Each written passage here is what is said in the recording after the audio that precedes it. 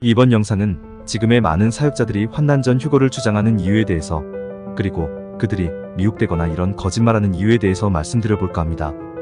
환난 전 휴거는 이 마지막 때의 가장 큰 미혹이며, 많은 사람들이 기적과 표적을 행하는 적그리스도에게 복종하게 되고 그를 메시아로 믿게 되는 그 과정에 대해서, 그리고 계시록을 통해 환난 후 휴거가 어떻게 증거되어 있는지를 살펴보겠습니다. 그리고 더불어 짐승의 표가 우리에게 어떻게 위장하며 속이고 자연스럽게 다가오는지에 대해서도 말씀드리겠습니다.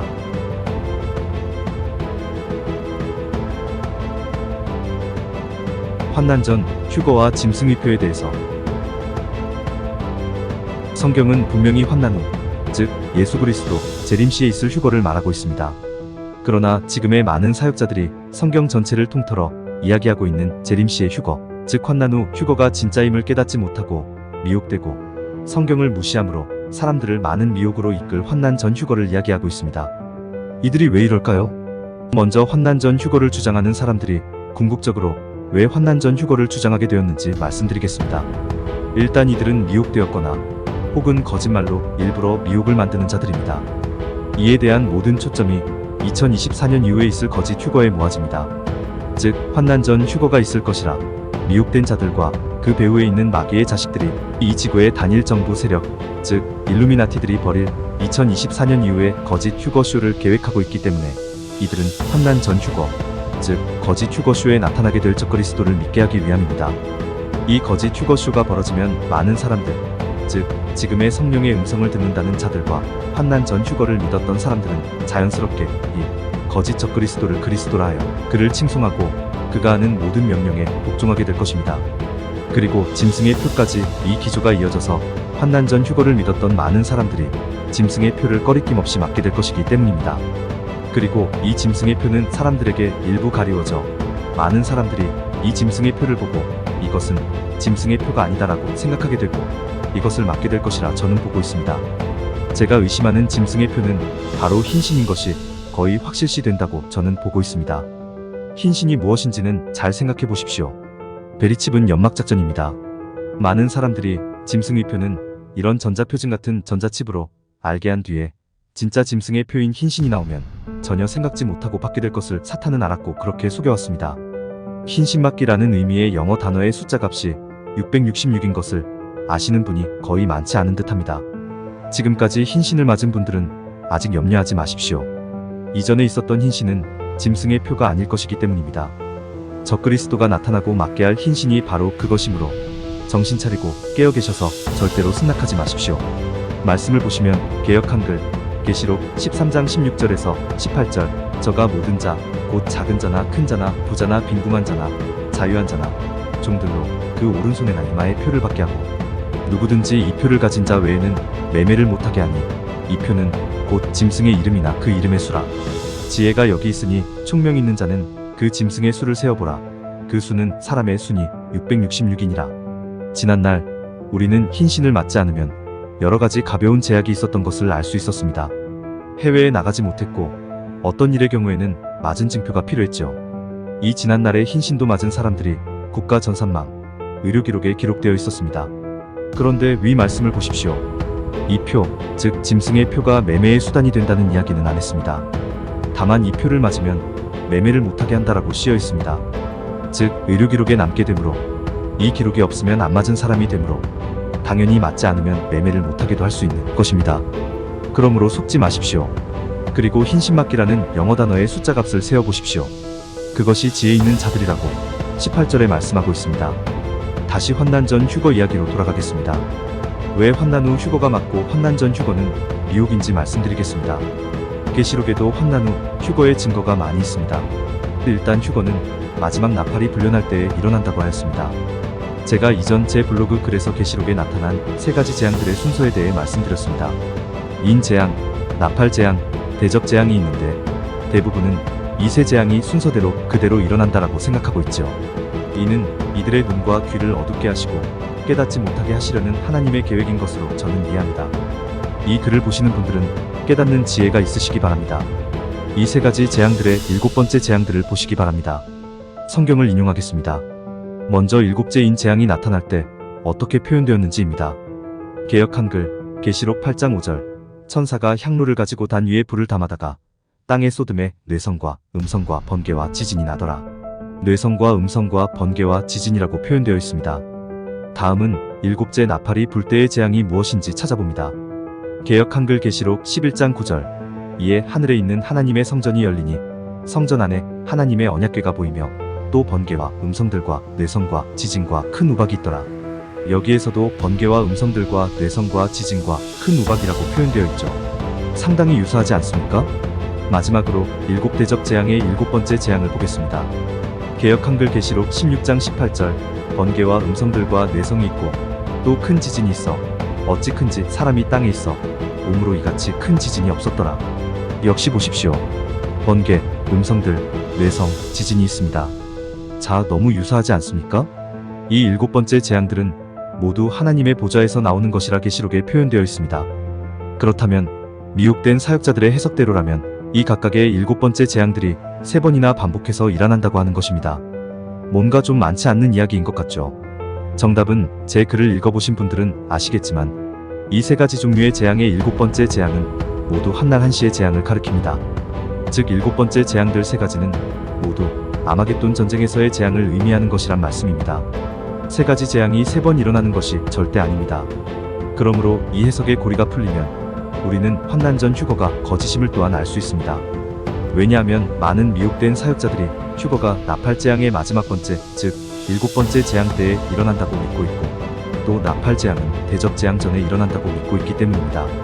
그러니 당연히 예수님의 공중강림이라고 말하면서 환난 전 휴거를 주장하는 것이죠. 혹은 환난 중 휴거도 마찬가지입니다. 그렇다면 환난 후 휴거를 증거하는 다른 증거들을 찾아보겠습니다. 개역 한글 계시록 18장 4절. 또 내가 들으니 하늘로서 다른 음성이 나서 가로되 내 백성아 거기서 나와 그의 죄에 참여하지 말고 그의 받을 재앙들을 받지 말라. 이 말씀이 어느 때를 가리키며 기록된 말씀일까요? 이 말씀은 바벨론, 즉 온 땅의 왕들을 다스리는 큰 도시라고 비유된 바벨론이 멸망할 때의 이야기입니다. 즉 계시록의 순서에 따르면 마지막 때의 장면인 것이죠. 그때에 하늘에서 음성이 나서 내 백성아 라고 말씀하십니다. 즉 이 말씀은 무엇입니까? 이 바벨론의 멸망의 때까지 하나님의 백성들이 도시에 있었다라는 이야기입니다. 하나님의 백성은 환난 전 휴거에 따르면 모두 휴거되어 있을 것 아닙니까? 그런데 계시록에서는 하나님께서 그분의 백성들에게 큰 도시에서 나오라고 명령하고 계시는 것입니다. 또 다른 증거를 말씀드리겠습니다. 개역 한글 계시록 11장 13절. 그 시에 큰 지진이 나서 성 10분의 1이 무너지고 지진에 죽은 사람이 7천이라 그 남은 자들이 두려워하여 영광을 하늘의 하나님께 돌리더라. 위 말씀은 두 증인이 나타나 계속 재앙과 하나님의 말씀을 선포하다가 죽었다가 다시 살아나서 하늘로 승천할 때에 이르며 이는 둘째와 즉 여섯 번째 나팔 재앙 시에 일어나는 일입니다. 그런데 이 일곱 재앙들의 순서를 잘못 해석하니 이 두 증인이 출현하게 되는 시기도 그리고 일곱째 나팔이 일어나는 시기도 잘못 해석이 되는 것입니다. 위에 적어드린 11장 13절을 보시면 그 남은 자들이라고 나옵니다. 그 남은 자들은 바로 하나님께서 남겨두신 그분의 백성들이죠. 그들이 하늘의 하나님께 영광을 돌렸다라고 기록되었고 예언되었습니다. 그렇다면 이때까지 그 남은 자들이 휴거되지 못했다는 이야기이며 이는 환난 전 휴거가 틀렸다는 것을 말해주는 기록인 것입니다. 위에 말씀드린 증거들은 물론이고 여러 말씀들이 바로 예수님 재림시의 휴거, 즉 환난 후 휴거를 증거합니다. 그런데 왜 이 마귀의 자식들과 그의 세력들은 환난 전 휴거로 사람들을 미혹했을까요? 그것은 위에서 말씀드린 대로 환난 전 휴거를 통해 사람들을 적그리스도 편으로 미혹해 하려는 것입니다. 그리고 여기서 제 경험을 말씀드립니다. 제가 이 마귀의 자식들에게 속아서 있었을 때에 이 성령으로 가장한 마귀의 자식이 저에게 이런 말을 했습니다. 휴거 때에는 모든 사람이 주님을 볼 것이라고 예수님께서 이야기하셨는데 그 말씀을 보겠습니다. 개역 한글 계시록 1장 7절. 볼지어다 구름을 타고 오시리라. 각인의 눈이 그를 보겠고 그를 찌른 자들도 볼 터이요 땅에 있는 모든 족속이 그를 인하여 애곡하리니 그러하리라. 아멘. 개역 한글 마태복음 24장 30절. 그때에 인자의 징조가 하늘에서 보이겠고 그때에 땅의 모든 족속들이 통곡하며 그들이 인자가 구름을 타고 능력과 큰 영광으로 오는 것을 보리라. 즉 모든 사람이 주님을 볼 터인데 가만히 생각해보면 지구는 둥그렇고 예수님께서는 감람산으로 오실 텐데 어떻게 지구 반대편에 있는 사람들이 눈으로 주님을 볼 수 있습니까? 라고 이 가짜 성령에게 제가 속았을 때에 물어봤습니다. 그랬더니 이렇게 대답했습니다. 모든 사람이 열린 환상으로 볼 것이다. 이 열린 환상이란 그냥 환상처럼 희미하고 흑백으로 보이는 환상이 아닌 실제 눈앞에 펼쳐지는 것처럼 보여지는 환상인 것입니다. 즉, 지구 반대편에 있는 사람들도 각자의 자리에서 그 거짓 휴거쇼에 대한 환상을 눈으로 보게 될 것이라는 말이죠. 이 성령으로 가장한 마귀의 자식의 말이 의미하는 바가 무엇입니까? 네, 분명히 이 가짜 휴거쇼는 일어날 것이고, 즉 이것은 일루미나티의 계획이고, 이때에 모든 사람들이 이들이 모든 아담의 씨앗들에게 심어놓은 눈의 전자칩으로 마치 진짜 휴거가 일어나는 것처럼 열린 환상으로 보게 된다는 의미입니다. 이 말은 저에게 많은 힌트를 주었는데, 그것은 모든 아담의 후손들도 전자칩이 심겨졌다는 것이고, 그 전자칩을 통해 각 사람이 환상으로 보이게끔 이 더러운 마귀의 자식들이 일제히 조작하여 거짓 휴거쇼를 진짜로 믿게 한다라는 것입니다. 그리고 이 일에 대한 확증으로 저는 일루미나티의 계획에 대해 선전하는 이코노미스트 잡지의 커버를 보게 되었습니다. 정확한 이 잡지의 날짜를 기억하진 못하고, 다만 2024년에 나팔꽃이 그려진 커버 표지를 제가 봤고 지금도 기억하는데, 이것이 무엇을 의미할까요? 네, 이 더러운 자들이 2024년에 거짓 휴거쇼를 기획하고 있다라는 이야기입니다. 그때에 나팔들이 부러질 것이고 사람들이 하늘에서 나는 이 소리들을 듣게 될 것입니다. 그리고 열린 환상으로 거짓 그리스도가 강림하는 듯한 쇼를 벌이게 될 것입니다. 이런 짓을 거짓으로 계획할 만한 기술들이 어디서 나올까요? 네, 그래서 제가 이것들의 정체가 외계인 reptilian이라고 이야기하고 있는 것입니다. 이것들은 이렇게 사람들을 속이는 기술들을 가지고 있습니다. 그래서 마귀는 계시록 12장 9절의 말씀처럼 온 천하를 속이는 자라고 명명한 것이죠. 여러분, 제가 지금까지 이야기한 내용을 똑똑히 기억하십시오. 이 내용은 아주 중요한 마지막 때의 해석이 될 것입니다. 2024년 이후로 나타날 거짓 휴거쇼에 속지 마시고 짐승의 표의 진짜 정체를 아시고 속지 마십시오.